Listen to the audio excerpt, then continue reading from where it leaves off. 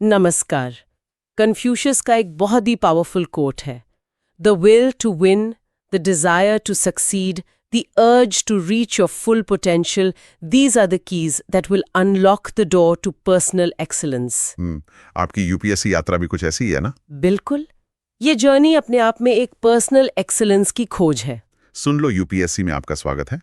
आज तारीख है 20 जुलाई 2025 और हम आज के सबसे जरूरी करंट अफेयर्स पर एक गहरी चर्चा करने वाले हैं। हाँ, हमारे सोर्सेज हैं PIB, the Hindu, the Indian express और दूसरी विश्वसनीय सरकारी वेबसाइट्स। यूपीएससी एस्पिरेंट्स के लिए खास तौर पर महत्वपूर्ण होने वाला है, क्योंकि हम जीएस पेपर 2 और 3 से जुड़े कई अहम टॉपिक्स को विस्तार से कवर करेंगे। तो तैयार हो जाइए एक गहन और उम्मीद है इंगेजिंग चर्चा के लिए। चलिए शुरू करते हैं। पहला टॉपिक है गवर्नेंस, पॉलिटी और सोशल जस्टिस से जुड़ा जीएस पेपर 2 के लिए बहुत रेलेवेंट, द डिजिटल गैवल। भारतीय न्यायपालिका मतलब इंडियन जुडिशरी में आर्टिफिशियल इंटेलिजेंस यानी एआई का उपयोग। अच्छा, एआई और जुडिशरी ये तो आजकल बड़ा हॉट टॉपिक है। एफिशिएंसी बढ़ाने की बात होती है, पर साथ में रिस्क्स भी हैं। एग्जैक्टली। भारतीय जुडिशरी इस वक्त एक टेक्निकल चौराहे पर खड़ी है। एआई में अपार संभावनाएं हैं, एफिशिएंसी बढ़ सकती है, केस बैकलॉग्स कम हो सकते हैं, लेकिन वहीं दूसरी तरफ ये भी डर है कि कहीं ये न्याय के फंडामेंटल प्रिंसिपल्स को ही कमजोर न कर दे। हाँ, और इसमें दो अलग अलग धाराएं दिख रही हैं, है ना? एक तरफ सुप्रीम कोर्ट और केंद्र सरकार एआई इंटीग्रेशन को बढ़ावा दे रहे हैं। ई कोर्ट्स प्रोजेक्ट का जिक्र आता है इसमें। बिल्कुल। ई कोर्ट्स प्रोजेक्ट फेज 3, जिसका बजट है 7,210 करोड़ रुपए। रिपीट कर रहा हूं, 7,210 करोड़ रुपीस। ये केंद्र सरकार द्वारा फंडेड प्रोजेक्ट है। 7,210 करोड़। हाँ, काफी बड़ा इन्वेस्टमेंट है टेक्नोलॉजी में। हाँ, और इसमें से हाई कोर्ट्स में एआई और ब्लॉकचेन तकनीक की इंटीग्रेशन के लिए 53.57 करोड़ रुपीस, 53.57 करोड़ रुपीस अलग से रखे गए हैं। तो ये तो हुई केंद्र और सुप्रीम कोर्ट की बात, लेकिन दूसरी तरफ केरला हाई कोर्ट का रुख कुछ अलग है, थोड़ा कॉशियस। हाँ, बिल्कुल। केरला हाई कोर्ट ने अभी 19 जुलाई 2025 को एक बहुत ही महत्वपूर्ण एक लैंडमार्क पॉलिसी जारी की है। इसका नाम है policy regarding use of artificial intelligence tools in district judiciary. District judiciary के लिए मतलब ये जमीनी स्तर पर असर डालेगी, और ये देश में अपनी तरह की पहली पॉलिसी है। हाँ, बिल्कुल। This is the first of its kind in the country. और ये पॉलिसी जनरेटिव एआई टूल्स जैसे चैट जीपीटी, जेमिनाई, कोपायलट, इनके इस्तेमाल को रेगुलेट करती है जिला न्यायपालिका में। तो क्या कहती है ये पॉलिसी? क्या एआई इस्तेमाल कर सकते हैं जज? यहाँ सबसे बड़ा पॉइंट है निषेध, प्रोहिबिशन। पॉलिसी साफ कहती है कि न्यायिक निष्कर्षों, जुडिशियल फाइंडिंग्स, राहतों, रिलीव्स, ऑर्डर्स या निर्णयों, जजमेंट्स पर पहुंचने के लिए एआई का उपयोग अंडर एनी सर्कमस्टेंसेस, मतलब किसी भी परिस्थिति में, निषिद्ध है, प्रोहिबिटेड। अंडर एनी सर्कमस्टांसेस, ये तो बहुत स्ट्रॉन्ग स्टेटमेंट है। हाँ, पॉलिसी इस बात पर जोर देती है कि अंतिम बौद्धिक और नैतिक जिम्मेदारी, the ultimate intellectual and ethical responsibility, जज की ही रहेगी। एआई इसे रिप्लेस नहीं कर सकता। तो फिर एआई का रोल क्या है? बिल्कुल ही बैन है? नहीं, बैन नहीं है, लेकिन उसका रोल बहुत सीमित है। पॉलिसी कहती है एआई का उपयोग केवल एक असिस्टिव टूल, एक सहायक उपकरण के रूप में हो सकता है, और वो भी सख्त ह्यूमन सुपरविजन, मानवीय पर्यवेक्षण के तहत। अच्छा, असिस्टिव टूल जैसे कि किस तरह के कामों के लिए? जैसे डॉक्यूमेंट समराइजेशन, मतलब दस्तावेजों का सारांश बनाना, लीगल रिसर्च करना, या फिर एडमिनिस्ट्रेटिव काम जैसे केस शेड्यूलिंग वगैरह। लेकिन यहां भी एक शर्त है। क्या शर्त है? शर्त यह है कि एआई जनरेटेड आउटपुट्स का मिटिक्युलस वेरिफिकेशन, मतलब बहुत सावधानीपूर्वक सत्यापन अनिवार्य है, चाहे वो लीगल साइटेशंस हों, ट्रांसलेशंस हों या कोई और जानकारी। जज को खुद वेरीफाई करना होगा। Got it. और अकाउंटेबिलिटी, अगर एआई से कोई गड़बड़ हो जाए तो? पॉलिसी इसके लिए भी प्रावधान करती है। अकाउंटेबिलिटी और ओवरसाइट पर जोर है। एआई के हर इस्तेमाल का एक डिटेल्ड ऑडिट ट्रेल रखना अनिवार्य है। इसमें बताना होगा कि कौन सा टूल इस्तेमाल हुआ और मानवीय सत्यापन प्रक्रिया क्या थी। ऑडिट ट्रेल मतलब पूरा हिसाब रखना होगा। और अगर कोई पॉलिसी वायलेट करे तो अनुशासनात्मक कार्रवाई, डिसिप्लिनरी एक्शन की चेतावनी दी गई है। पॉलिसी इस मामले में बहुत क्लियर है। लेकिन केरला हाई कोर्ट इतनी सावधानी क्यों बरत रहा है? नेशनल लेवल पर तो एआई को प्रमोट किया जा रहा है। हाई कोर्ट ने इसके कारण भी बताए हैं। उनकी चिंताएं हैं प्राइवेसी राइट्स को उल्लंघन, डेटा सिक्योरिटी रिस्क्स और सबसे बढ़कर जुडिशियल डिसीजन मेकिंग में जनता के विश्वास का क्षरण, इरोजन ऑफ ट्रस्ट। वो न्यायपालिका की अखंडता और सार्वजनिक विश्वास को बचाने के लिए एक प्रोएक्टिव रुख अपना रहे हैं। तो एक तरफ केरला की सावधानी, दूसरी तरफ केंद्र और सुप्रीम कोर्ट के एफिशिएंसी बढ़ाने के प्रयास। आपने ई कोर्ट्स का जिक्र किया, सुप्रीम कोर्ट की और क्या पहल है एआई को लेकर? सुप्रीम कोर्ट कुछ स्पेसिफिक नॉन जुडिशियल कामों के लिए एआई अपनाने में आगे रहा है। पहला है सुवास, सुप्रीम कोर्ट विधिक अनुवाद सॉफ्टवेयर। सुवास ये क्या करता है? ये एक एआई पावर्ड ट्रांसलेशन टूल है। ये सुप्रीम कोर्ट के फैसलों का अंग्रेजी से अलग अलग वर्नाक्युलर लैंग्वेजेस यानी क्षेत्रीय भाषाओं में अनुवाद करता है। इससे एक्सेस टू जस्टिस बढ़ता है। हाँ, ये तो बहुत उपयोगी है। कितने फैसलों का अनुवाद हुआ है अब तक? मार्च 2025 तक 83,000 से ज्यादा फैसलों का अनुवाद सुवास के जरिए हो चुका था। 83,000? That's impressive. और दूसरा टूल सुपैस? हाँ, SUPACE, supreme court portal for assistance in court efficiency. ये जजों के लिए एक रिसर्च असिस्टेंट की तरह काम करता है। रिसर्च असिस्टेंट मतलब ये केस पर रिसर्च करके देता है? ये किसी मामले के फैक्चुअल मैट्रिक्स का विश्लेषण कर सकता है और उससे जुड़े रेलेवेंट लीगल प्रेसिडेंट्स यानी पिछले कानूनी मिसालें पहचान सकता है। लेकिन यहाँ सुप्रीम कोर्ट ने साफ किया है कि सुपेस अभी डेवलपमेंटल स्टेज में है और ये अंतिम निर्णय लेने की प्रक्रिया, फाइनल डिसीजन मेकिंग प्रोसेस में बिल्कुल भी भाग नहीं लेता। अच्छा, तो ये भी एक असिस्टिव टूल ही है रिसर्च के लिए। और कोई एप्लीकेशंस है सुप्रीम कोर्ट में? हाँ, जैसे कॉन्स्टिट्यूशन बेंच के मामलों में मौखिक तर्कों का ट्रांसक्रिप्शन करना या इलेक्ट्रॉनिकली फाइल किए गए डॉक्यूमेंट्स में गलतियों की पहचान करना, ये सब काम एआई की मदद से हो रहे हैं। तो जैसा आपने पहले कहा, ये विरोधाभास नहीं है। केरला एचसी का प्रतिबंध और एससी का एआई अडॉप्शन, ये दोनों मिलकर एक न्यूआंस्ड पिक्चर बनाते हैं। एग्जैक्टली ये एक सोफिस्टिकेटेड और शायद अनस्टेटेड नेशनल कंसेंसस को दिखाता है। एक साफ फंक्शनल बाउंड्री, एक कार्यात्मक सीमा तय की जा रही है। नेशनल लेवल की पहले जैसे SUVAS और सुपेस एडमिनिस्ट्रेटिव और सहायक कामों पर फोकस कर रही हैं, ट्रांसलेशन, रिसर्च, केस मैनेजमेंट, बिना कोर जुडिशियल फंक्शन पर अतिक्रमण किए। बिल्कुल। और केरला पॉलिसी उसी कोर एडजुडिकेटिव फंक्शन को, मतलब कानूनी सिद्धांतों को लागू करना, विवेक का इस्तेमाल करना और न्याय देना, उसे खास तौर पर मानवीय डोमेन के रूप में सुरक्षित करती है। सुप्रीम कोर्ट ने भी साफ कहा है कि एआई का इस्तेमाल उनके डिसीजन मेकिंग प्रोसेस में नहीं होता। तो ये प्रो एआई या एंटी एआई की बहस नहीं है, बल्कि एक न्यूएंस्ड गवर्नेंस स्ट्रैटेजी है। टेक्नोलॉजी का इस्तेमाल एफिशिएंसी के लिए, लेकिन न्याय की आत्मा जो ह्यूमन सेंट्रिक है उसे बचाए रखना। प्रिसाइजली। अब इस एआई इंटीग्रेशन की व्यापक बहस पर आते हैं। ये एक डबल एज्ड सोर्ड है, एक दोधारी तलवार। हाँ, अवसर और जोखिम, अपॉर्चुनिटीज एंड रिस्क्स। अपॉर्चुनिटीज क्या है? सबसे बड़ा वादा है एफिशिएंसी का। रूटीन काम जैसे दस्तावेज विश्लेषण, कॉन्ट्रैक्ट रिव्यू, केस शेड्यूलिंग, इन्हें ऑटोमेट करने की क्षमता है। भारत में 5 करोड़ से ज्यादा केस बैकलॉग्स हैं। ये एआई टूल्स इस बोझ से निपटने में पावरफुल साबित हो सकते हैं। 5 करोड़ प्लस? हाँ, ये तो बहुत बड़ी संख्या है। इससे जुडिशियल टाइम बचेगा, प्रोडक्टिविटी बढ़ेगी और शायद जस्टिस डिलीवरी सिस्टम ज्यादा एक्सेसिबल और कॉस्ट इफेक्टिव भी बने। ये उम्मीदें हैं, लेकिन खतरे और चुनौतियां भी उतनी ही बड़ी हैं। सबसे पहला है एल्गोरिथमिक बायस, एल्गोरिदम पूर्वाग्रह। बायस?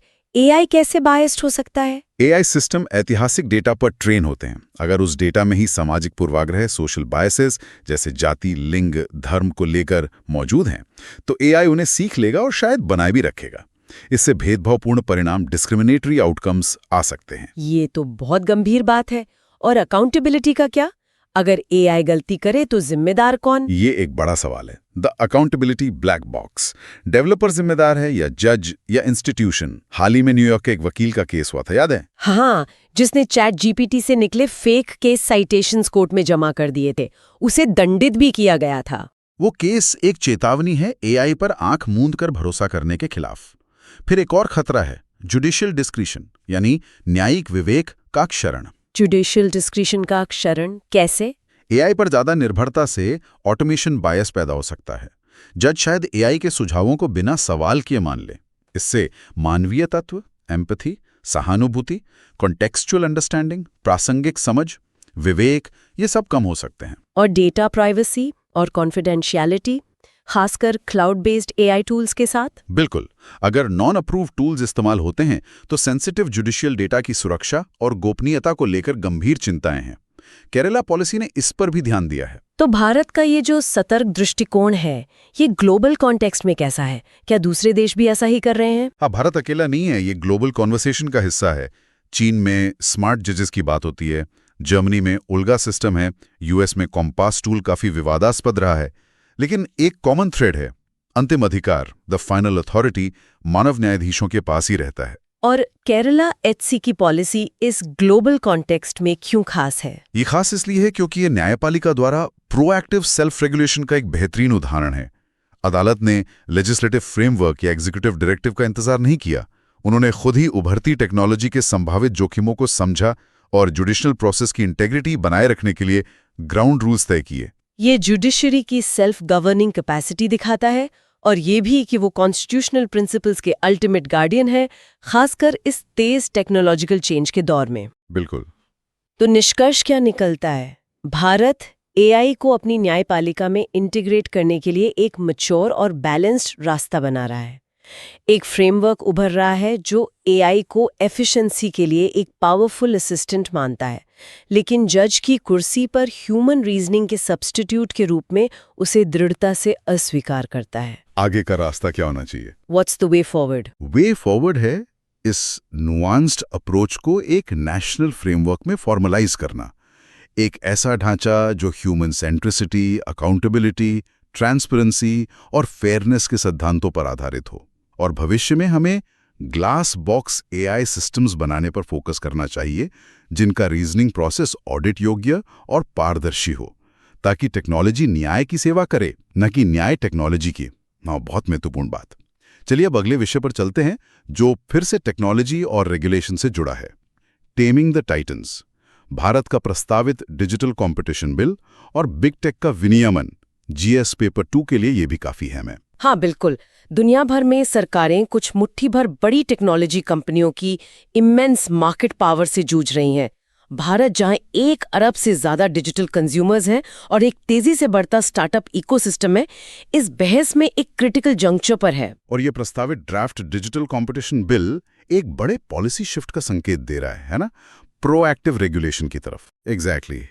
ये प्रोएक्टिव या जैसे एक्स एंटी रेगुलेशन कहते हैं, उसकी ओर एक बड़ा कदम है। इसका मकसद है डिजिटल मार्केट्स में एक लेवल प्लेइंग फील्ड बनाना। ये कदम भारत को यूरोपियन यूनियन के नेतृत्व वाले ग्लोबल ट्रेंड के साथ अलाइन करता है। ईयू का जिक्र आया, उन्होंने तो डिजिटल सर्विसेज एक्ट डीएसए और डिजिटल मार्केट्स एक्ट डीएमए लागू कर दिए हैं। ये ग्लोबल स्टैंडर्ड सेटर्स माने जाते हैं। हाँ, ईयू ने इन 2 कानूनों से टेक रेगुलेशन के लिए ग्लोबल बेंचमार्क सेट किया है। डीएसए और डीएमए मिलकर एक कॉम्प्रिहेंसिव रूल बुक बनाते हैं। इनके 2 मुख्य उद्देश्य हैं, यूजर्स के लिए एक सुरक्षित ऑनलाइन एनवायरनमेंट बनाना और बिजनेसेस के लिए एक निष्पक्ष और प्रतिस्पर्धी बाजार स्थापित करना। डीएमए खास तौर पर मार्केट डोमिनेंस से डील करता है, right? Correct. Digital markets act या डीएमए ईयू का प्राइमरी टूल है मार्केट डोमिनेंस से निपटने के लिए। ये एक्स एंटी अप्रोच अपनाता है, मतलब नुकसान होने से पहले नियम तय करता है, बजाय नुकसान होने के बाद दंडित करने के। और ये गेट कीपर्स किन्हें मानता है? डीएमए बड़ी ऑनलाइन प्लेटफॉर्म्स जैसे गूगल, एप्पल, मेटा को गेट कीपर्स के रूप में पहचानता है और उन पर कई दायित्व, ऑब्लिगेशंस लागू करता है। एक तरह की डूज एंड डोंट्स की लिस्ट। जैसे कि क्या करने की मनाही है? ये सेल्फ प्रेफरेंसिंग जैसी प्रैक्टिसेस को प्रतिबंधित करता है, मतलब अपनी ही सर्विसेज को राइवल्स पर तरजीह देना, और उन्हें छोटे प्लेटफॉर्म्स के साथ इंटरऑपरेबिलिटी सुनिश्चित करने की भी जरूरत होती है। और अगर कोई कंप्लाई ना करे तो पेनल्टीज क्या हैं? पेनल्टीज काफी भारी हैं। नॉन कंप्लायंस पर कंपनी के ग्लोबल एनुअल टर्नओवर का 10% तक 10% जुर्माना लग सकता है, और अगर बार बार उल्लंघन हो तो ये 20% तक 20% बढ़ सकता है। Wow, 10 to 20% of global turnover, that's huge. और डीएसए किस पे फोकस करता है? डिजिटल सर्विसेज एक्ट या डीएसए का फोकस सामाजिक नुकसान, सोशल हार्म्स पर है।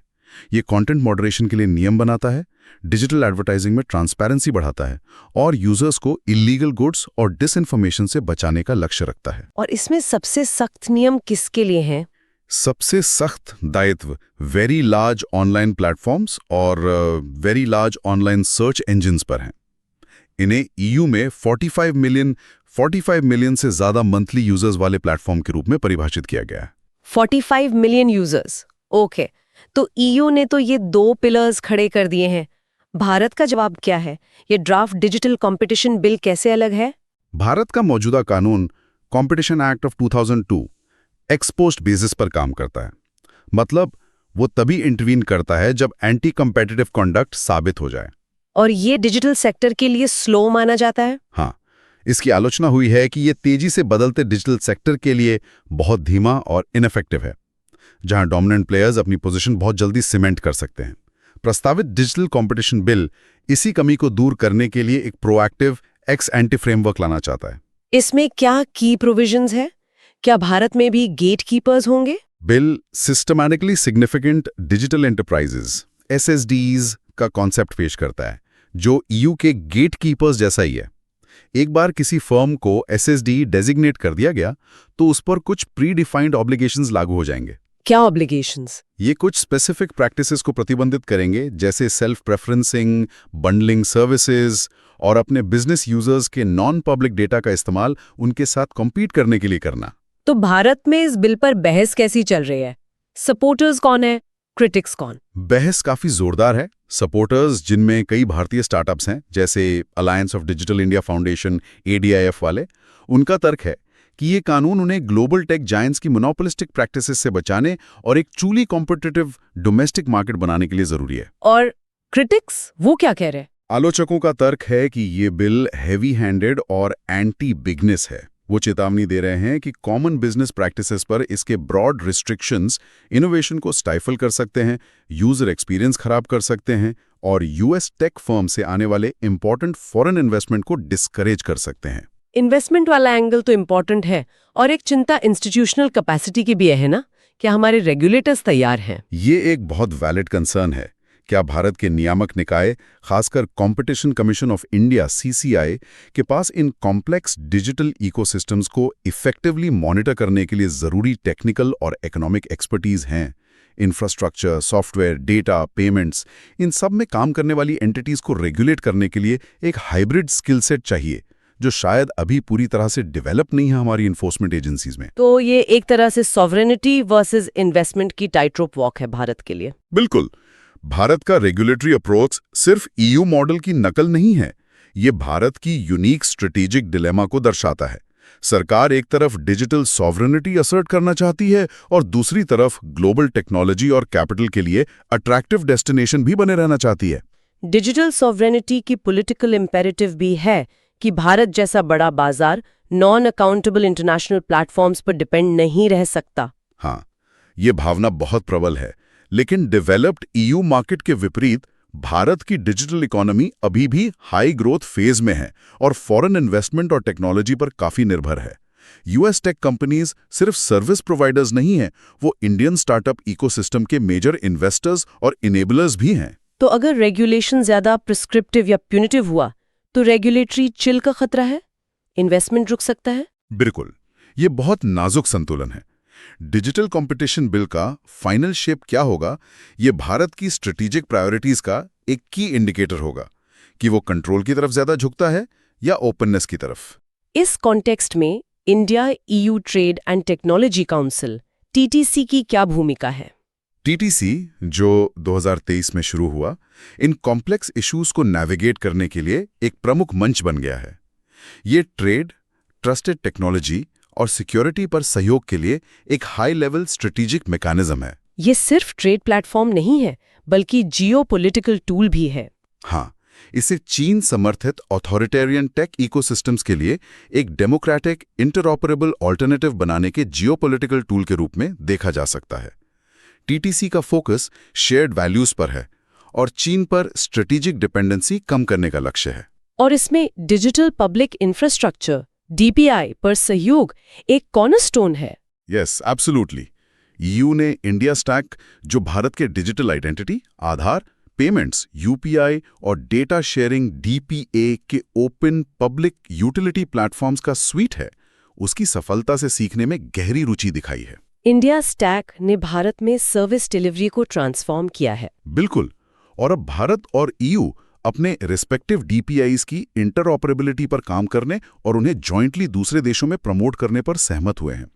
इससे डिजिटल गवर्नेंस का एक पावरफुल डेमोक्रेटिक मॉडल बन रहा है, जो दुनिया को क्लोज्ड स्टेट कंट्रोल्ड सिस्टम्स के विकल्प के रूप में पेश किया जा सकता है। ये साझेदारी भारत की भूमिका को ग्लोबल डिजिटल ऑर्डर में रूल टेकर से रूल मेकर तक ले जाती है। तो डिजिटल कंपटीशन बिल और टीटीसी ये दोनों भारत के डिजिटल फ्यूचर को शेप करने में अहम भूमिका निभाएंगे। निष्कर्ष क्या निकलता है इस बिल के बारे में? भारत अपनी डिजिटल इकोनॉमी को गवर्न करने में एक पैराडाइम शिफ्ट की दहलीज पर है। एक्स आंटे रेगुलेशन की ओर बढ़ना डिजिटल मार्केट्स की यूनिक चैलेंजेस का एक जरूरी रिस्पॉन्स है, लेकिन बिल की सफलता उसके डिजाइन पर निर्भर करेगी। डिजाइन कैसा होना चाहिए? इसे प्रिसीजन के साथ क्राफ्ट करना होगा, स्पेसिफिक एंटी कंपेटिटिव हार्म्स को टारगेट करना होगा, ना कि सिर्फ साइज और सक्सेस को पेनलाइज करना। It should be pro competition, not anti tech. और साथ ही सीसीआई की इंस्टीट्यूशनल कैपेसिटी में सिग्निफिकेंट बूस्ट की जरूरत होगी। और इंडिया ईयू टीटीसी सहयोग के लिए एक वैल्यूएबल प्लेटफॉर्म है, पर अंत में भारत को अपना रास्ता खुद बनाना होगा। हाँ, एक ऐसा रास्ता जो डिजिटल सॉवरेनिटी को सिक्योर करे और साथ ही इनोवेशन को भी फॉस्टर करे, जो फ्यूचर ग्रोथ के लिए क्रिटिकल है। ठीक है, अब चलते हैं हमारे अगले महत्वपूर्ण विषय पर, जो सोशल जस्टिस से जुड़ा है। बेटी बचाओ बेटी पढ़ाओ योजना। इसे जनवरी 2025 में 10 साल पूरे हो गए। हाँ, बेटी बीबीबी भारत सरकार की फ्लैगशिप इनिशिएटिव्स में से एक रही है। इसे गिरते चाइल्ड सेक्स रेशो यानी बाल लिंगानुपात को एड्रेस करने और बालिका के मूल्य को प्रमोट करने के लिए शुरू किया गया था। और अब ये एक टारगेटेड अवेयरनेस कैंपेन से बढ़कर राष्ट्र के विमेन लेड डेवलपमेंट एजेंडा का आधार बन गई है। एक दशक बाद इसका असेसमेंट क्या कहता है? मिक्स्ड रिपोर्ट कार्ड है। हाँ, कह सकते हैं। योजना की शुरुआत 22 जनवरी 2015 को प्रधानमंत्री द्वारा पानीपत, हरियाणा से हुई थी, जो उस समय कम लिंगानुपात के लिए जाना जाता था। और ये 3 मंत्रालयों का जॉइंट एफर्ट था। हाँ, ministry of women and child development WCD, ministry of health and family welfare और मिनिस्ट्री ऑफ एजुकेशन। इसके प्राइमरी गोल्स थे gender biased sex selective elimination को रोकना, बालिका का सर्वाइवल और प्रोटेक्शन सुनिश्चित करना और उसकी एजुकेशन और एम्पावरमेंट सुनिश्चित करना। और 2021 में इसे मिशन शक्ति के तहत लाया गया। करेक्ट। 2021 में BBBP को बड़े मिशन शक्ति अम्ब्रेला में इंटीग्रेट कर दिया गया। अब ये संबल सब स्कीम का एक कंपोनेंट है जो महिलाओं की सेफ्टी एंड सिक्योरिटी पर फोकस करती है।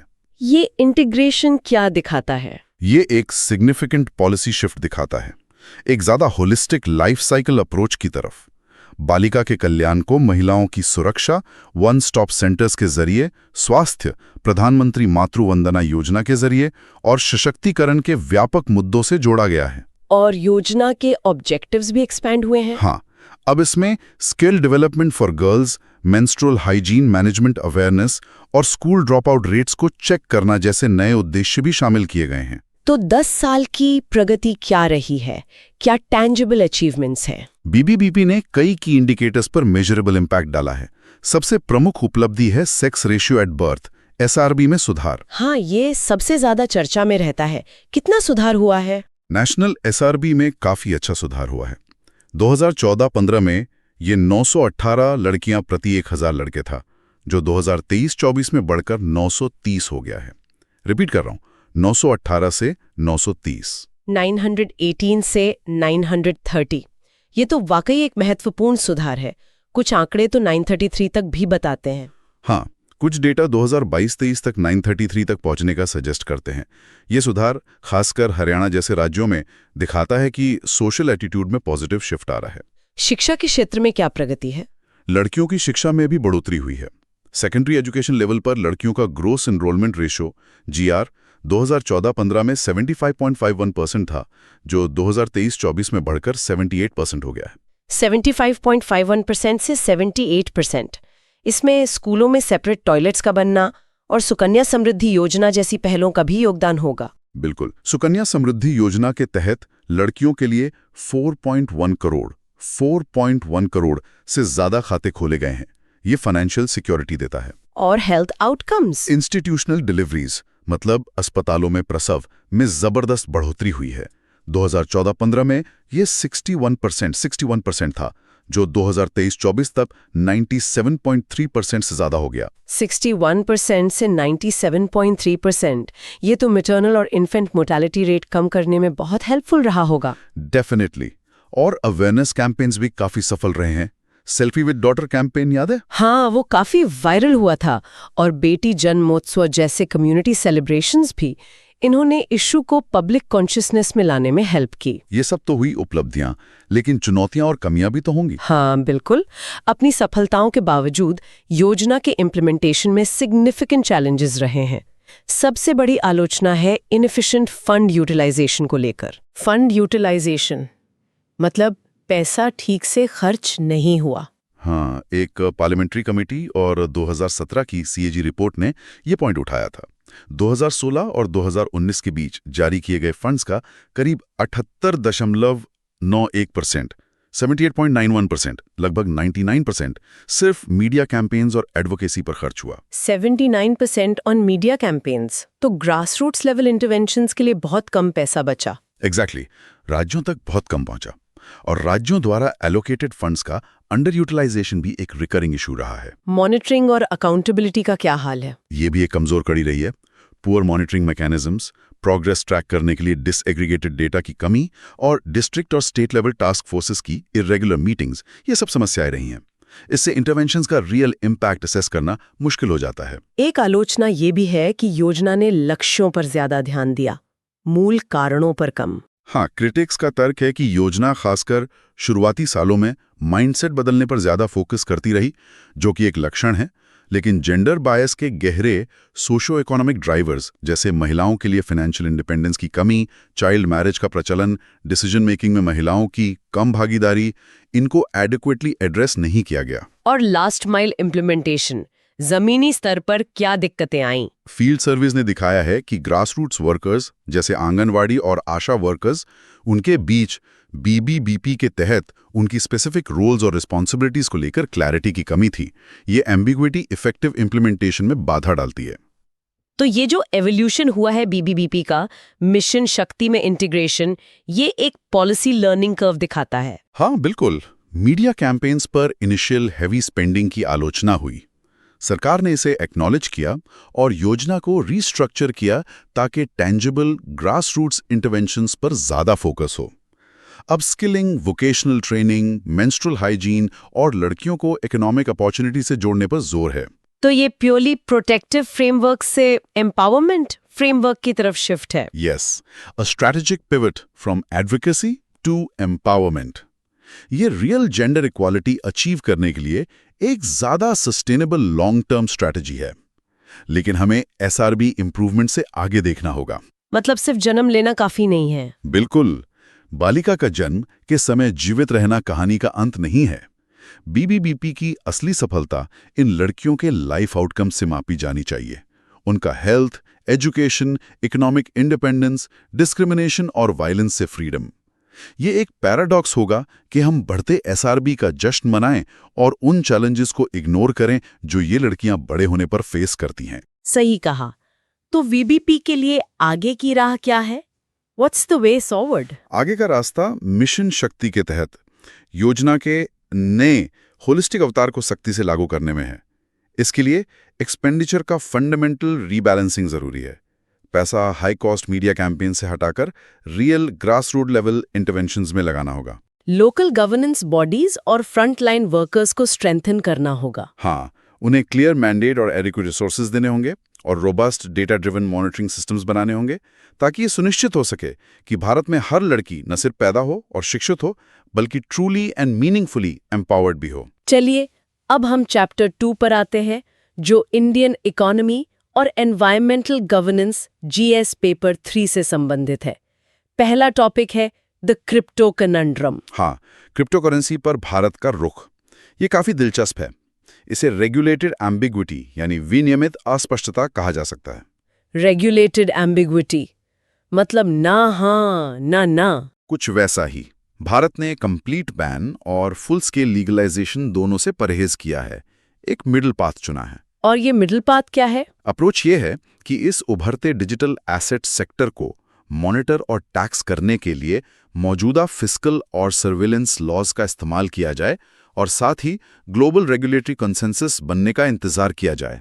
तो ये reserve bank of India RBI की चिंताओं और सरकार की प्रैक्टिकल जरूरतों के बीच एक बैलेंसिंग एक्ट है। हाँ, आरबीआई लगातार फाइनेंशियल स्टेबिलिटी को लेकर चेतावनी देता रहा है, जबकि सरकार एक ऐसे मार्केट को गवर्न करने की जरूरत महसूस करती है जिसे अनदेखा करना मुश्किल है। और अब इंटरनेशनल बॉडीज, खासकर G20 और फाइनेंशियल स्टेबिलिटी बोर्ड FSB, इस रास्ते को शेप कर रहे हैं। तो अभी का लीगल और रेगुलेटरी फ्रेमवर्क क्या है? कोई डेडिकेटेड कानून तो है नहीं क्रिप्टो पर। नहीं, कोई स्टैंड अलोन कानून नहीं है। गवर्नेंस फिलहाल 3 मेन पिलर्स पर टिकी है। पहला, लीगल स्टेटस। लीगल स्टेटस क्या है? क्या क्रिप्टो रखना इलीगल है? नहीं, 2020 में सुप्रीम कोर्ट का एक लैंडमार्क फैसला आया था, internet and mobile association of India VRBI case में। उसने आरबीआई के 2018 के सर्कुलर को रद्द कर दिया था, जिसने बैंकों को क्रिप्टो एंटिटीज के साथ डील करने से रोक दिया था। तो इफेक्टिवली क्रिप्टो करेंसी रखना, ट्रेड करना और इन्वेस्ट करना लीगल है। लेकिन ये लीगल टेंडर नहीं है, राइट? मतलब इससे सामान नहीं खरीद सकते। करेक्ट। इसे भारत में लीगल टेंडर के रूप में मान्यता प्राप्त नहीं है। आप इसे एक्सचेंज के मीडियम की तरह इस्तेमाल नहीं कर सकते। दूसरा पिलर क्या है? टैक्सेशन। हाँ, taxation as virtual digital assets VDAs। Union budget 2022 ने वर्चुअल डिजिटल एसेट्स के लिए एक स्पेसिफिक और स्ट्रिक्ट टैक्सेशन रिजीम इंट्रोड्यूस किया। क्या है ये रिजीम? कितना टैक्स लगता है? इनकम टैक्स एक्ट के तहत VDAs के ट्रांसफर से होने वाली किसी भी इनकम पर फ्लैट 30% टैक्स लगता है। 30%? 30%। काफी ज्यादा है। हाँ, और इसके अलावा 1% tax deducted at source TDS भी लगता है सभी ट्रांजैक्शंस पर एक स्पेसिफाइड लिमिट के ऊपर, ताकि एक क्लियर ऑडिट ट्रेल बन सके। 1% TDS। और इसमें नुकसान को सेट ऑफ करने की इजाजत नहीं है। नहीं, नियम काफी प्यूनिटिव हैं। आप क्रिप्टो ट्रेडिंग से हुए लॉस को किसी दूसरी इनकम के खिलाफ सेट ऑफ नहीं कर सकते, और न ही एक VDA के लॉस को दूसरे VDA के प्रॉफिट के खिलाफ सेट ऑफ कर सकते हैं। ओके, तीसरा पिलर क्या है? Anti money laundering oversight. ये मार्च 2023 में एक बड़ा कदम था। सरकार ने सभी VDA ट्रांजैक्शंस को prevention of money laundering act PMLA के दायरे में ला दिया। PMLA के दायरे में, इसका मतलब? इसका मतलब है कि सभी crypto currency exchanges, wallet providers और दूसरे इंटरमीडियरीज को financial intelligence unit India FIUIND के साथ रजिस्टर करना होगा। और उन्हें नॉर्मल फाइनेंशियल इंस्टीट्यूशंस की तरह कंप्लायंस करनी होगी। हाँ, उन्हें know your customer KYC verification करना होगा, ट्रांजैक्शन रिकॉर्ड्स मेंटेन करने होंगे और सस्पिशियस एक्टिविटीज की रिपोर्ट करनी होगी FIUIND को। तो ये 3 पिलर्स हैं, legal but not tender, strict taxation और PMLA ओवरसाइट। लेकिन RBI अभी भी खुश नहीं है। नहीं, RBI लगातार स्ट्रॉन्ग ऑब्जेक्शंस जता रहा है। RBI गवर्नर ने चिंता दोहराई है कि क्रिप्टो करेंसीज देश की फाइनेंशियल स्टेबिलिटी को डिस्टेबलाइज कर सकती हैं और मॉनेटरी पॉलिसी की इफेक्टिवनेस को अंडरमाइन कर सकती हैं। सुप्रीम कोर्ट ने भी हाल में कुछ कहा था। हाँ, सुप्रीम कोर्ट ने भी केंद्र से एक क्लियर पॉलिसी बनाने का आग्रह किया और अनरेगुलेटेड ट्रेडिंग की तुलना अवैध हवाला बिजनेस से भी की। और वो 2021 वाला क्रिप्टो बिल, उसका क्या हुआ? The crypto currency and regulation of official digital currency bill 2021, जिसने ज्यादातर प्राइवेट क्रिप्टो करेंसीज पर बैन प्रपोज किया था और एक ऑफिशियल डिजिटल करेंसी का रास्ता बनाने की बात की थी, वो संसद के लिए लिस्ट तो हुआ था पर कभी फॉर्मली इंट्रोड्यूस नहीं हुआ। इसने सेक्टर को एक लंबे लीगल अनसर्टेनिटी में छोड़ दिया है। तो भारत अब ग्लोबल कंसेंसस का इंतजार कर रहा है, G20 FSB रोड मैप का? हाँ, भारत ने 2023 में अपनी G20 अध्यक्षता के दौरान इस पर काफी जोर दिया था। इसका नतीजा IMF FSB सिंथेसिस पेपर था, जिसने एक कॉम्प्रहेंसिव रोड मैप तैयार किया। फाइनेंशियल स्टेबिलिटी बोर्ड FSB ने तब से हाई लेवल रिकमेंडेशंस का एक सेट फाइनलाइज किया है, जो एक ग्लोबल रेगुलेटरी बेसलाइन बनाते हैं। FSB का कोर प्रिंसिपल क्या है? कोर प्रिंसिपल है same activity, same risk, same regulation. मतलब अगर क्रिप्टो एसेट और उसके इंटरमीडियरी वही इकोनॉमिक फंक्शन परफॉर्म करते हैं जो ट्रेडिशनल फाइनेंस में होता है, तो उन पर कंपैरेबल रेगुलेशंस लगने चाहिए। ये टेक्नोलॉजी न्यूट्रल अप्रोच है।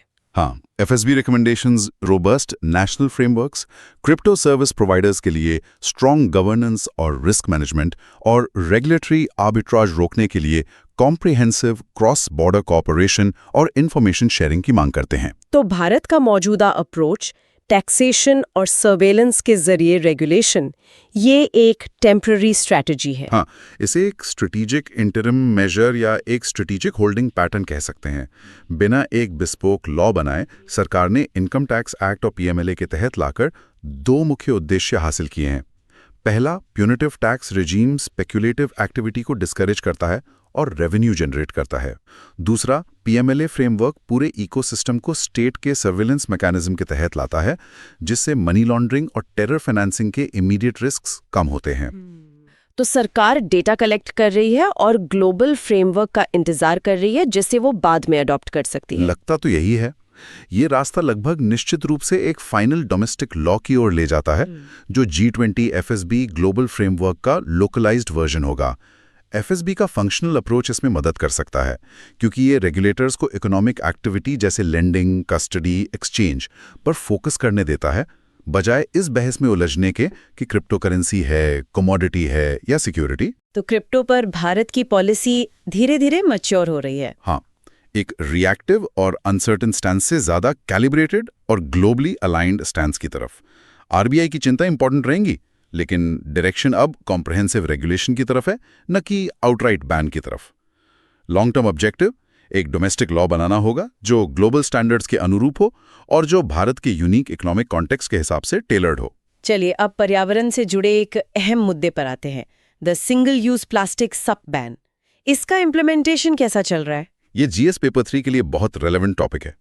1 जुलाई 2022 को भारत ने चुनिंदा सिंगल यूज प्लास्टिक आइटम्स पर नेशनल बैन लगाया था। Plastic waste management PMW rules में अमेंडमेंट्स के जरिए ये लागू हुआ।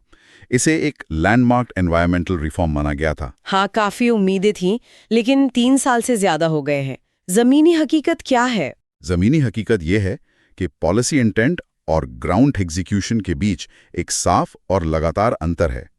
बैंड SUP आइटम्स की कंटिन्यूअस वाइडस्प्रेड अवेलेबिलिटी एक क्लासिक गवर्नेंस फेलियर की ओर इशारा करती है। गवर्नेंस फेलियर क्यों? इसके कई कारण हैं। वीक एनफोर्समेंट, वायबल ऑल्टरनेटिव्स की कमी और सर्कुलर इकोनॉमी बनाने के लिए एक इनकम्प्लीट अप्रोच। पहले रेगुलेटरी फ्रेमवर्क को समझ लेते हैं। बैन का आधार क्या है? लीगल बेसिस है प्लास्टिक वेस्ट मैनेजमेंट रूल्स 2016 और उसके बाद के अमेंडमेंट्स। 2021 के अमेंडमेंट ने उन SUP आइटम्स के manufacture, import, stocking, distribution, sale और यूज पे बैन लगाया जिनमें लो यूटिलिटी और हाई लिटरिंग पोटेंशियल है। कौन कौन से आइटम्स बैंड हैं? लिस्ट काफी स्पेसिफिक है। इसमें शामिल हैं प्लास्टिक स्टिक्स वाले ईयरबड्स, गुब्बारों के लिए plastic sticks, candy sticks, ice cream sticks, फिर plastic plates, cups, glasses, cutlery, forks, spoons, knives, straws, trays, मिठाई के डिब्बों, इनविटेशन कार्ड्स, सिगरेट पैकेट्स के आसपास लपेटने वाली रैपिंग, पैकिंग फिल्म्स और 100 माइक्रॉन से कम के प्लास्टिक या PVC बैनर्स और सजावट के लिए पॉलिस्टाइरीन, थर्मोकोल। काफी कॉमन आइटम्स है ये तो।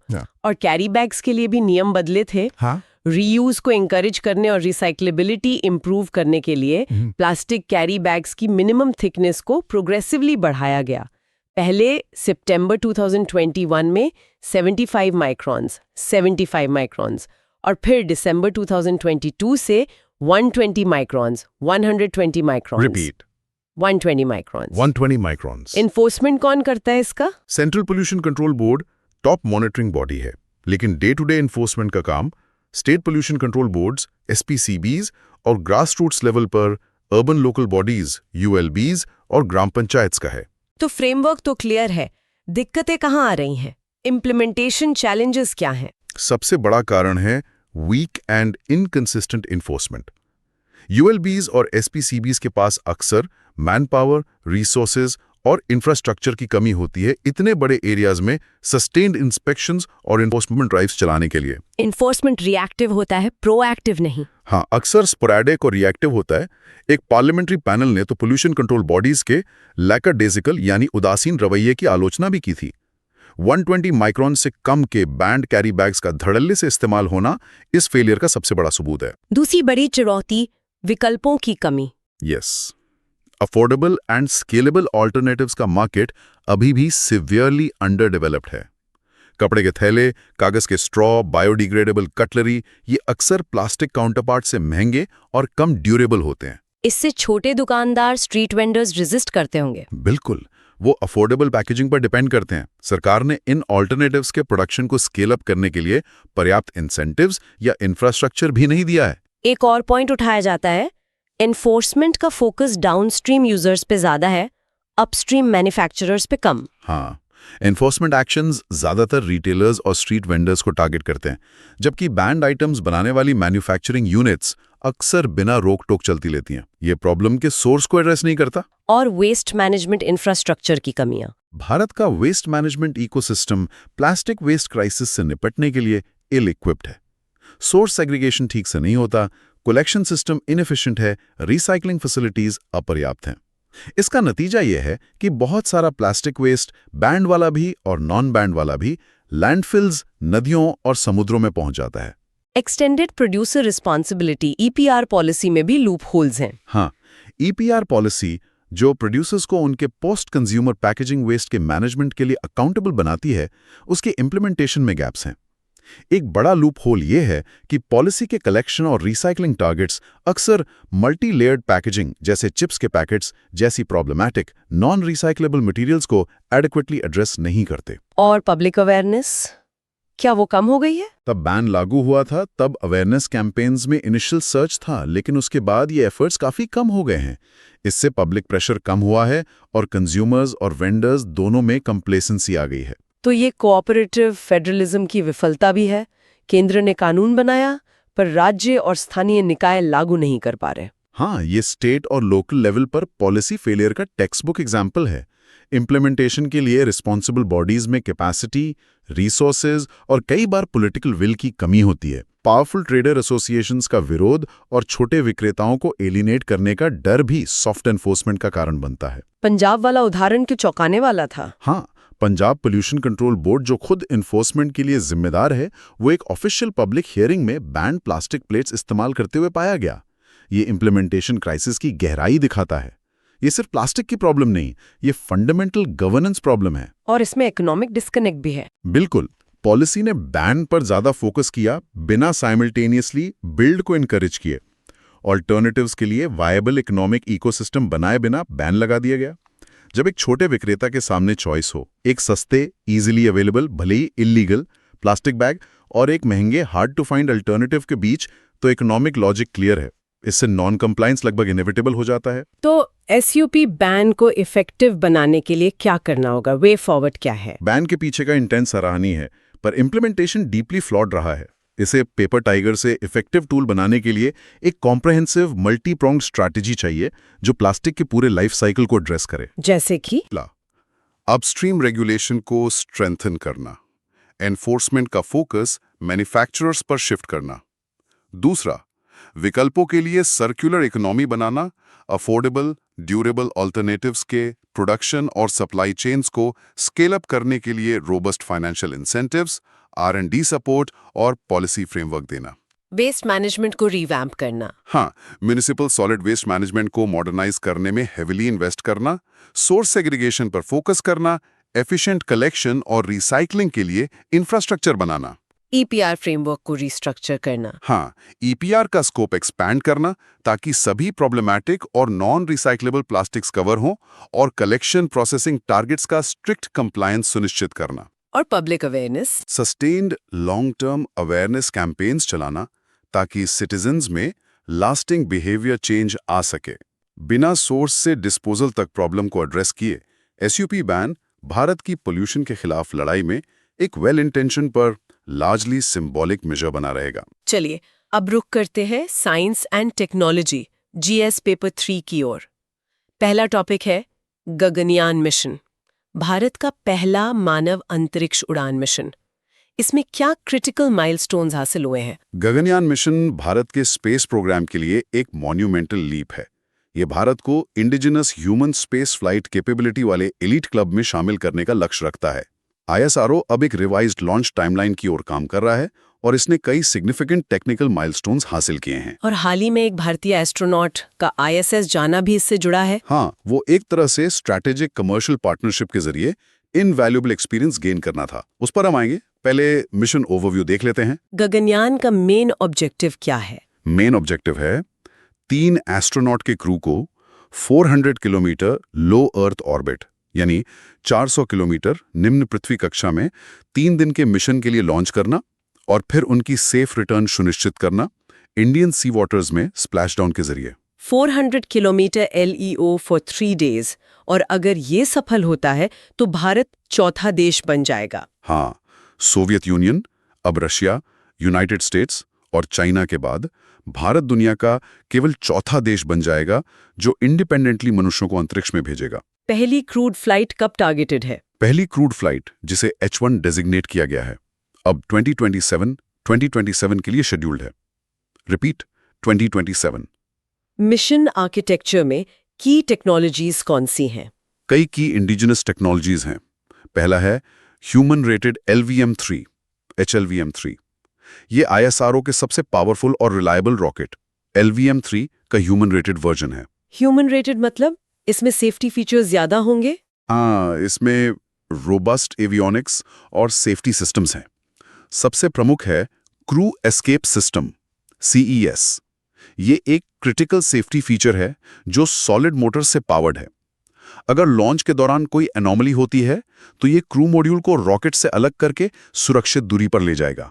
क्रू एस्केप सिस्टम, ये बहुत जरूरी है। और ऑर्बिट में क्या जाएगा? Orbital module? हाँ, ऑर्बिटल मॉड्यूल के 2 मेन पार्ट्स हैं। क्रू मॉड्यूल CM, जो एस्ट्रोनॉट्स के लिए प्रेशराइज्ड हैबिटेबल स्पेस है, जिसे री एंट्री की हार्श कंडीशंस झेलने के लिए डिजाइन किया गया है। और सर्विस मॉड्यूल SM, ये नॉन प्रेशराइज्ड स्ट्रक्चर है जिसमें प्रोपल्शन सिस्टम, पावर जनरेशन और ऑर्बिट में जरूरी दूसरे लाइफ सपोर्ट इक्विपमेंट होते हैं। हाल ही में कौन सा टेक्निकल माइलस्टोन अचीव हुआ है? एक बड़ा कदम था Gaganyaan service module propulsion system SMPS का सक्सेसफुल क्वालिफिकेशन टेस्ट। इसरो ने महेंद्रगिरी स्थित प्रोपल्शन कॉम्प्लेक्स IPRC में हॉट टेस्ट्स की सीरीज कंडक्ट की, जिसका कल्मिनेशन 350 सेकेंड्स के फुल ड्यूरेशन टेस्ट में हुआ। 350 सेकेंड्स का टेस्ट, इसने क्या वैलिडेट किया? इसने सिस्टम के 5 liquid apogee motor LAM engines और 16 reaction control system RCS thrusters के इंटीग्रेटेड परफॉर्मेंस को वैलिडेट किया। Repeat, 5 LAM engines, 16 RCS thrusters. ये ऑर्बिटल मनूवर्स और क्रिटिकल अबॉर्ट सिनेरियोज के लिए क्रूशल हैं। यस, LAM इंजन्स और RCS थ्रस्टर्स। ओके, अब आते हैं एक्सियम 4 मिशन पे। ग्रुप कैप्टन शुभांशु शुक्ला का ISS जाना, ये क्यों इतना इंपॉर्टेंट था गगनयान के लिए? ये शायद गगनयान के लिए सबसे सिग्निफिकेंट रीसेंट डेवलपमेंट है। ग्रुप कैप्टन शुक्ला का जून-जुलाई 2025 में ISS के लिए सक्सेसफुल 18-डे मिशन, ये कमर्शियल एक्सियम 4 AX4 मिशन का हिस्सा था।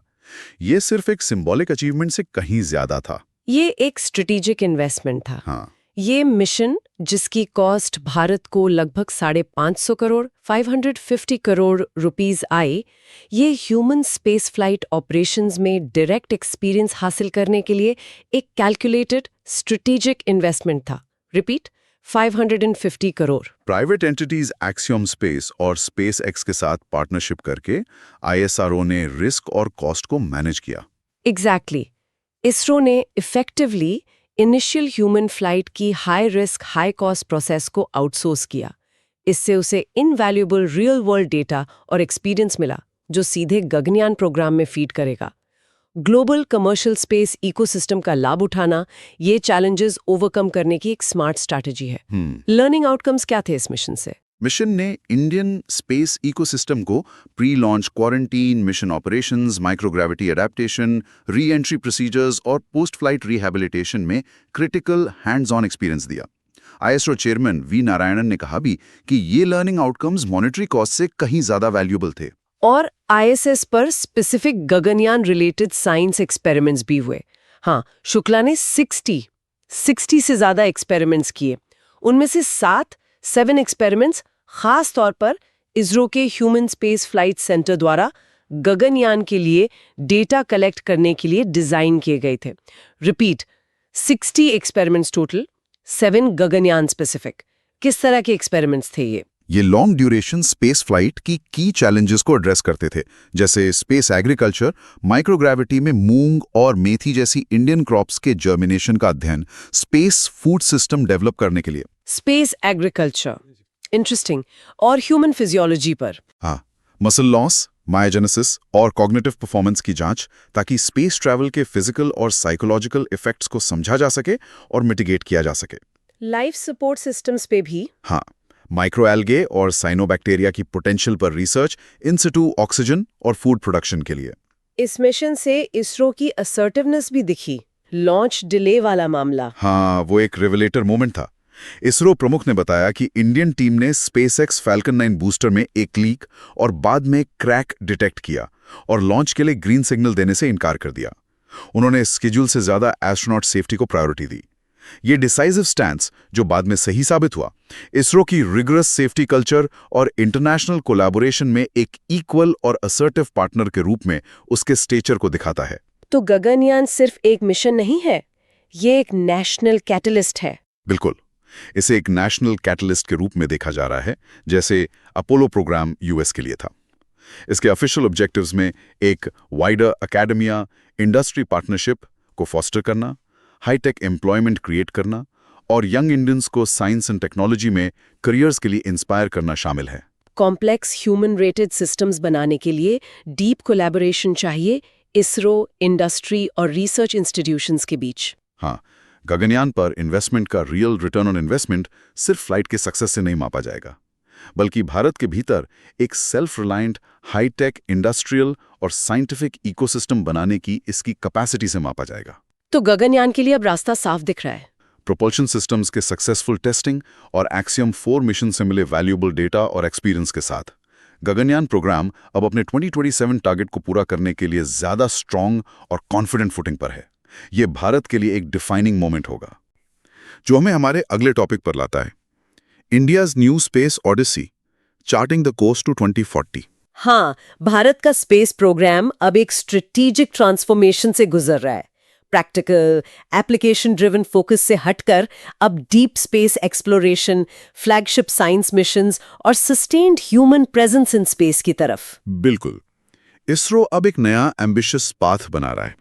इस नई जर्नी को सरकार द्वारा निर्धारित 2 क्लियर एंकर गोल्स डिफाइन करते हैं। क्या है वो 2 गोल्स? पहला, 2035-2040 तक एक इंडिजिनस स्पेस स्टेशन स्थापित करना, भारतीय अंतरिक्ष स्टेशन, और दूसरा 2040 तक चंद्रमा पर एक भारतीय एस्ट्रोनॉट को उतारना, इंडियन ऑन द मून, भारतीय अंतरिक्ष station by 2035-40 and Indian on the moon by 2040।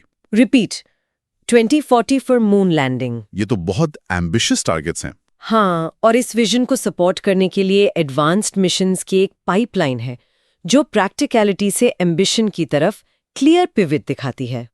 कौन-कौन से अपकमिंग फ्लैगशिप मिशंस हैं? पहला है NISAR, NASA ISRO synthetic aperture radar. ये एक लैंडमार्क्ड अर्थ ऑब्जर्वेशन सैटेलाइट मिशन है, jointly developed by NASA and ISRO.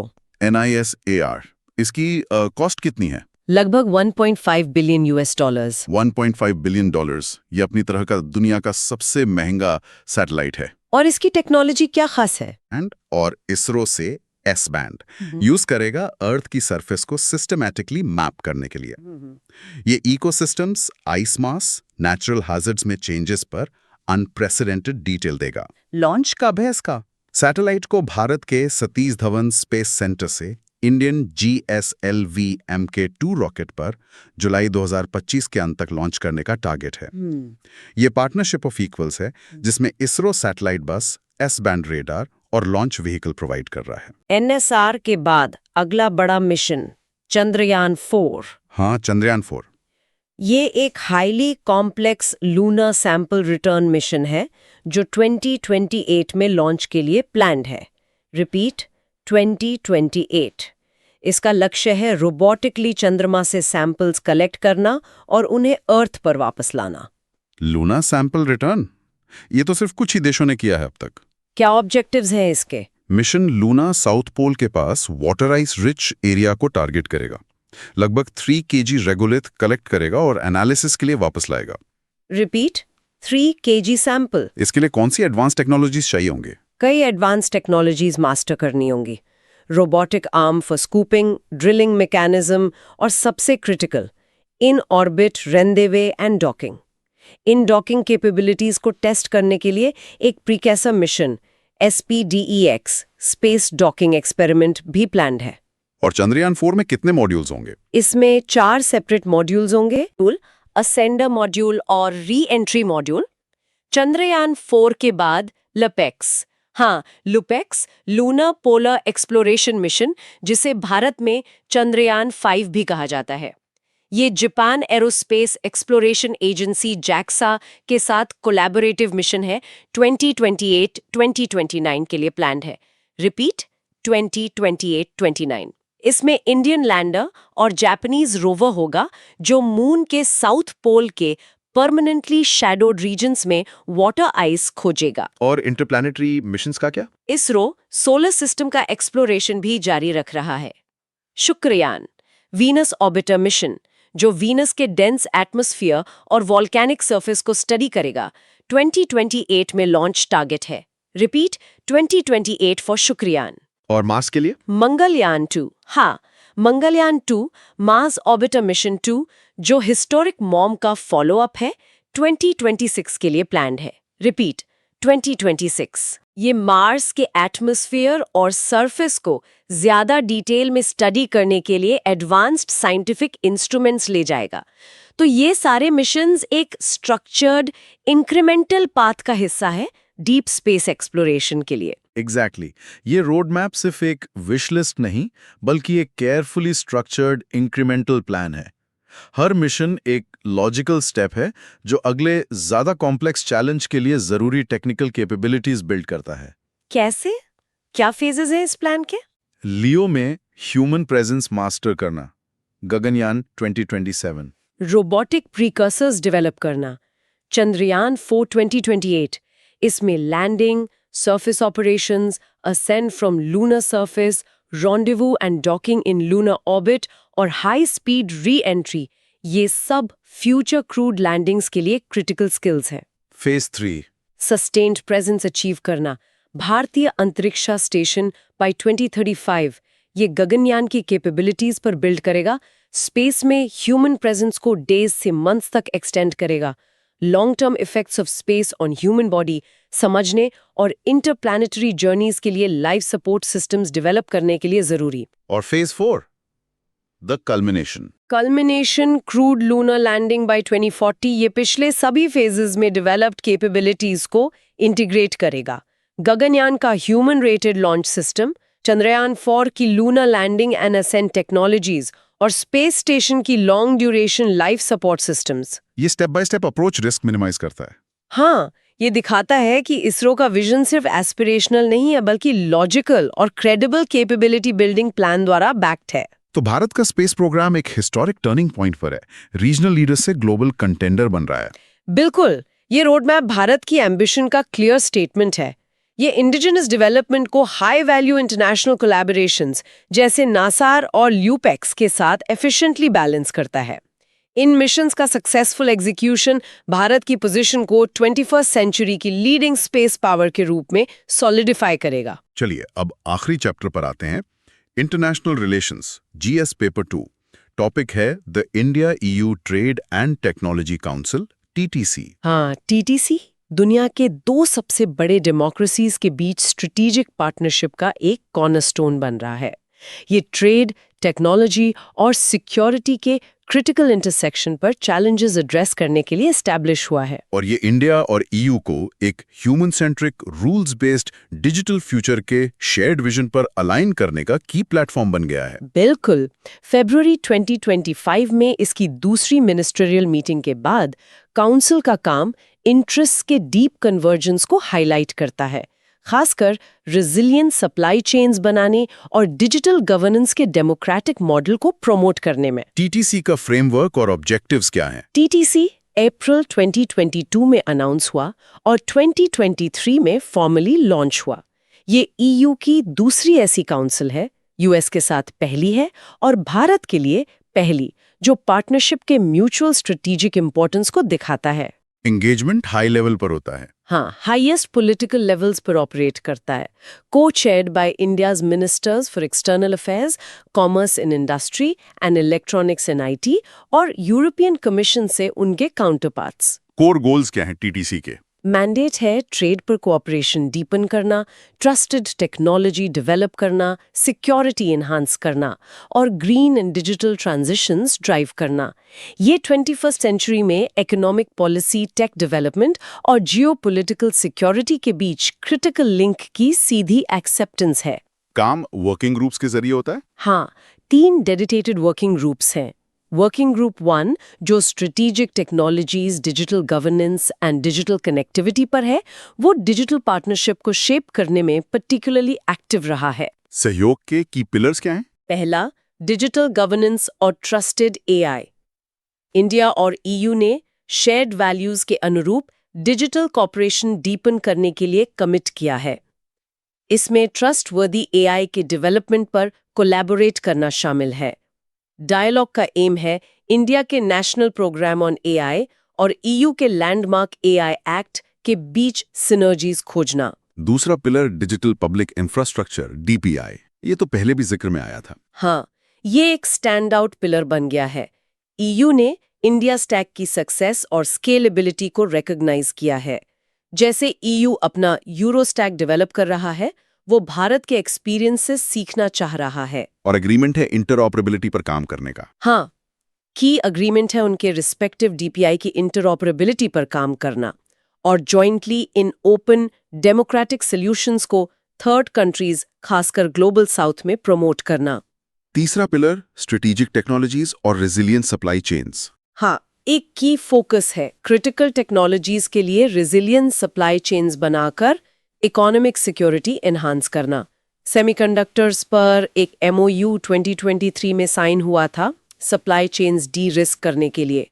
Cooperation high performance computing और 6G नेटवर्क्स जैसे फ्रंटियर एरियाज तक भी एक्सटेंड होता है। चौथा पिलर ग्रीन टेक्नोलॉजीज। हाँ, वर्किंग ग्रुप 2 के जरिए टीटीसी क्लाइमेट चैलेंज को भी एड्रेस करता है। की एरियाज हैं EV बैटरीज की रिसाइकलिंग के लिए स्टैंडर्ड्स डेवलप करना, waste to hydrogen technologies advance करना और EV चार्जिंग इंफ्रास्ट्रक्चर की इंटरऑपरेबिलिटी इंश्योर करना। टीटीसी का जियोपॉलिटिकल सिग्निफिकेंस क्या है? ये सिर्फ टेक या ट्रेड बॉडी नहीं है। बिल्कुल नहीं, ये डीप जियोपॉलिटिकल सिग्निफिकेंस से भरा है। इसे चाइना के राइज से पोस्ट चैलेंजेस को काउंटर करने और ग्लोबल स्टेज पर टेक्नोलॉजी गवर्नेंस का डेमोक्रेटिक मॉडल प्रमोट करने के स्ट्रेटेजिक अलाइनमेंट के रूप में देखा जाता है।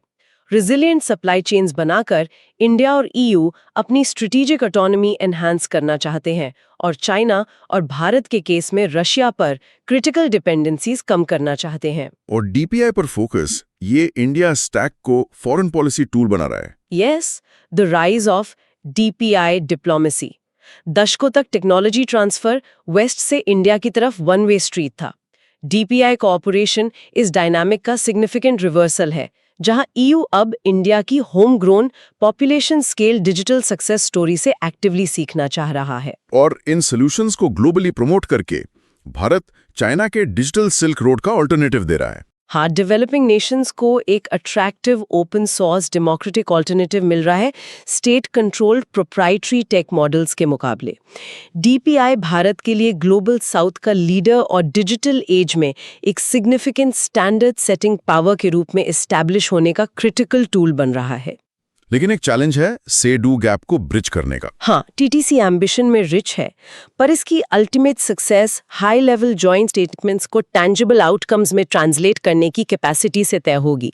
रिस्क है कि ये परफॉर्मेटिव एक्सरसाइज ना बन जाए। रियल टेस्ट ब्यूरोक्रेसी पर काबू पाने और से डू गैप को पाटने में है। सक्सेस को कॉन्क्रीट मैट्रिक्स से मेजर करना होगा। बिल्कुल, measurable increase in tech trade and investment, rise in joint ventures and R&D projects, successful alignment of tech standards, launch of collaborative projects like a joint innovation institute or a dedicated EU-India tech fund, इसके लिए sustained political will और diligent bureaucratic follow-up चाहिए। तो TTC एक promising mechanism है इंडिया-EU relations में। हाँ, ये दो नेचुरल पार्टनर्स के लिए जियोपॉलिटिकल फ्लक्स के एरा में एक रिजिलिएंट और फॉरवर्ड लुकिंग अलायंस बनाने का क्रिटिकल प्लेटफॉर्म है।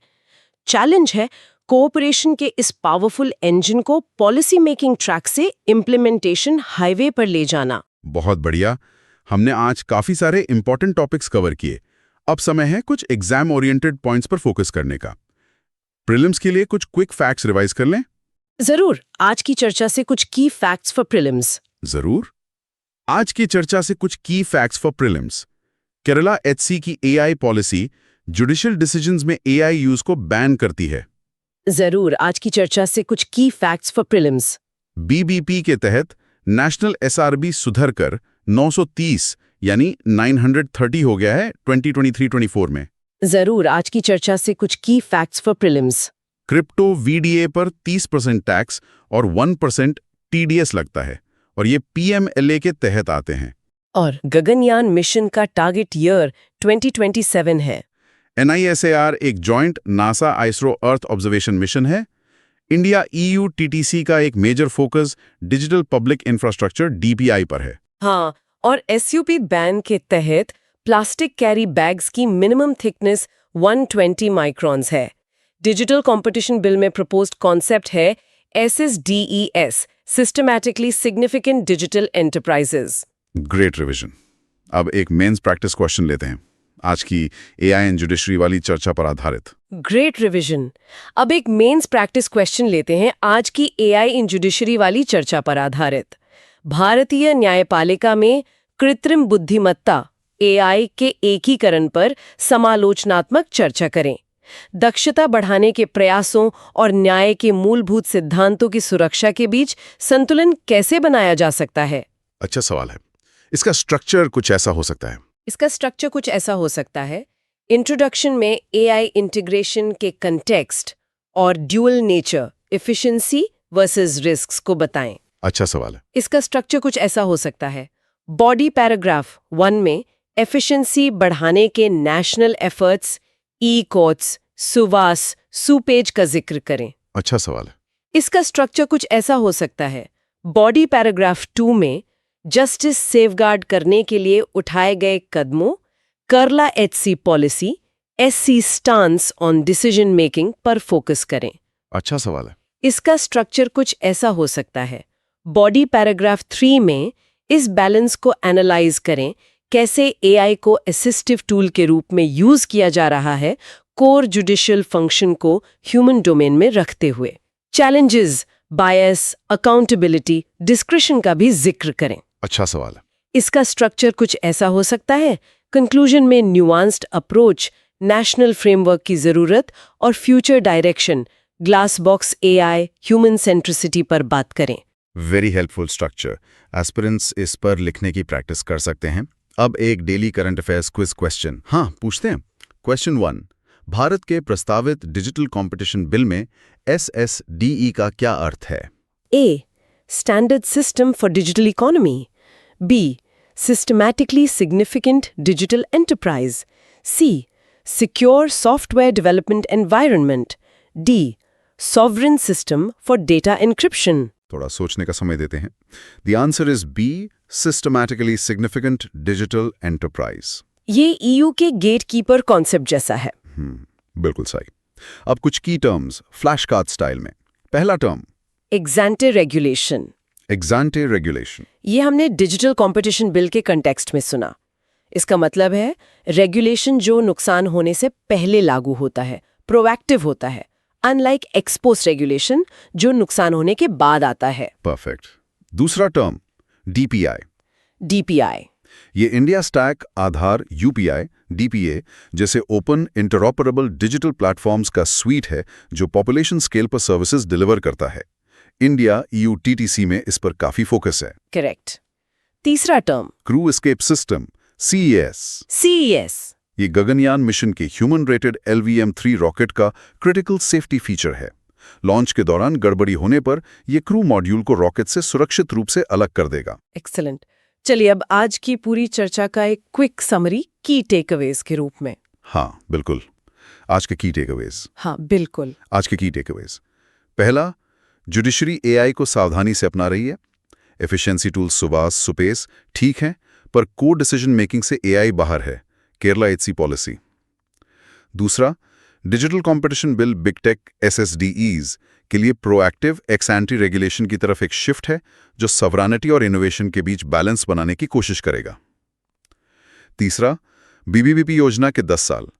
SRB में सुधार सराहनीय, पर फंड यूज, मॉनिटरिंग और रूट कॉजेज एड्रेस करने में चैलेंजेस हैं। फोकस अब एम्पावरमेंट की ओर शिफ्ट हो रहा है। चौथा, भारत का क्रिप्टो अप्रोच रेगुलेटेड एम्बिग्विटी है। टैक्सेशन 30% प्लस 1% TDS और AML ओवरसाइट PMLA FUIND के जरिए control, global consensus FSP framework का इंतजार। पांचवां, सब इम्प्लीमेंटेशन में मेजर हर्डल्स फेस कर रहा है। Weak enforcement, lack of alternatives, upstream neglect इसकी इफेक्टिवनेस को कम कर रहे हैं क्लियर रूल्स के बावजूद। छठा, गगनयान मिशन 2027 के लिए ट्रैक पर है। क्रिटिकल टेक टेस्ट्स SMPS पास हो रहे हैं और एक्सियम 4 ISS मिशन से वैल्यूएबल लर्निंग्स मिली हैं। सातवां, भारत का स्पेस रोड मैप बहुत एम्बिशियस है। भारतीय अंतरिक्ष स्टेशन 2035-40 तक, मून लैंडिंग 2040 तक, driven by missions like NISAR, Chandrayaan 4, LUPEX. और आठवां, India EU TTCX strategic digital alliance को स्ट्रेंथन कर रहा है, focusing on DPI, semiconductors, AI governance, green tech और जियोपॉलिटिकल चैलेंजेस काउंटर करने पर। ये FAMH के मुख्य बिंदु। अब अंत में एक प्रोवोकेटिव थॉट, हाँ, एक सवाल जो सोचने पर मजबूर करे। जैसे जैसे Bharat AI regulation, space exploration और डिजिटल गवर्नेंस में अपना रास्ता बना रहा है, ये कैसे सुनिश्चित किया जा सकता है कि ये टेक्नोलॉजिकल लीप्स वास्तव में अपने सभी नागरिकों के लिए इंक्लूसिव ग्रोथ और सोशल वेलफेयर में ट्रांसलेट हों, उन पिटफॉल्स से बचते हुए जो हमने दूसरी जगहों पर देखे हैं। ये वाकई एक जरूरी सवाल है सोचने के लिए। उम्मीद है आज की ये विस्तृत चर्चा UPSC की तैयारी और समकालीन भारत को समझने में आपके लिए उपयोगी रही होगी। इसे दोबारा जरूर सुनें ताकि पॉइंट्स अच्छी तरह याद हो जाएं। आज के टॉपिक्स गवर्नेंस, टेक्नोलॉजी और भारत की ग्लोबल रोल के व्यापक थीम से जुड़े थे। हाँ, रिवीजन बहुत जरूरी है। अगर आपको ये विश्लेषण पसंद आया तो please soon low UPSC YouTube channel को लाइक करें, शेयर करें, कमेंट करें और सब्सक्राइब करना ना भूलें। आप सुपर थैंक्स के थ्रू भी हमें सपोर्ट कर सकते हैं। इससे हमें इस चैनल को लॉन्ग टर्म तक सस्टेनेबल बनाने में मदद मिलेगी। Keep learning, keep growing. धन्यवाद। मिलते हैं अगली बार।